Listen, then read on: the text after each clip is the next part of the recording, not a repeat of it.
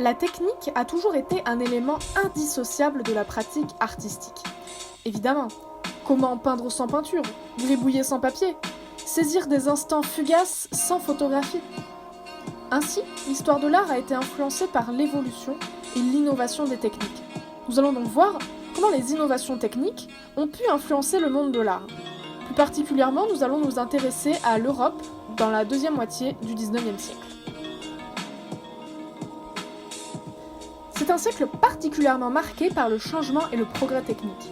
Une période en effervescence, avec la révolution industrielle, voit naître au cours du siècle tout un tas de structures et d'inventions qui vont chambouler les façons de vivre, telles que l'invention de la locomotive et le développement des chemins de fer.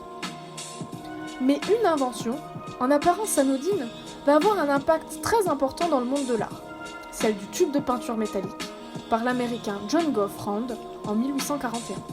Les peintres, en effet, ne pouvaient peindre quasiment qu'en atelier, étant donné que les peintures se transportaient difficilement.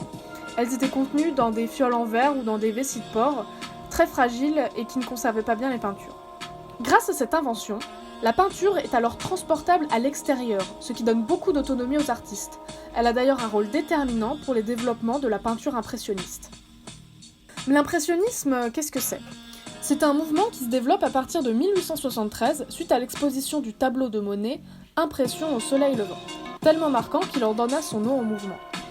Elle compte parmi ses figures les plus célèbres, Monet évidemment, mais aussi Edgar Degas, Paul Cézanne ou encore Berthe Morisot.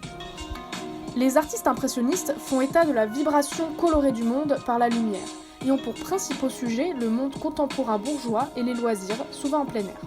Cela pousse les artistes à peindre sur le motif et à sortir de leurs ateliers. Ainsi, l'utilisation du tube de peinture s'est beaucoup développée, jusqu'à être aujourd'hui un standard lorsqu'on veut s'en procurer.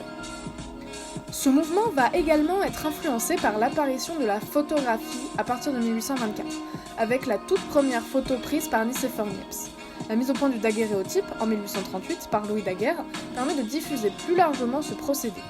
La photo permet en peu de temps d'obtenir une empreinte très précise de la réalité, qui en fait le summum de la représentation de la réalité objective. À quoi bon alors s'enquiquiner à peindre objectivement la réalité de façon réaliste, si la photo peut le faire en mieux ?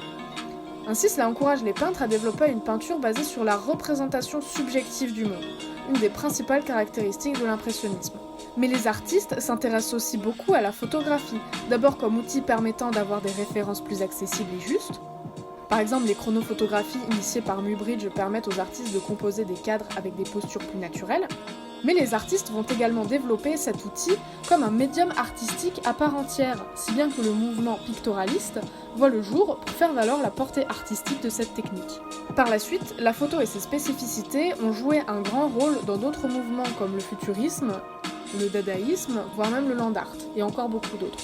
Ainsi, les découvertes et innovations techniques influencent grandement les pratiques artistiques, mais permettent aussi de poser des questions quant à la définition même de l'art, où il se pratique, avec quel médium. Au-delà d'influencer une technique, elle influence aussi le regard et la perception du monde, soulignant la complémentarité de la technique, du contexte et des concepts qui composent la pratique artistique.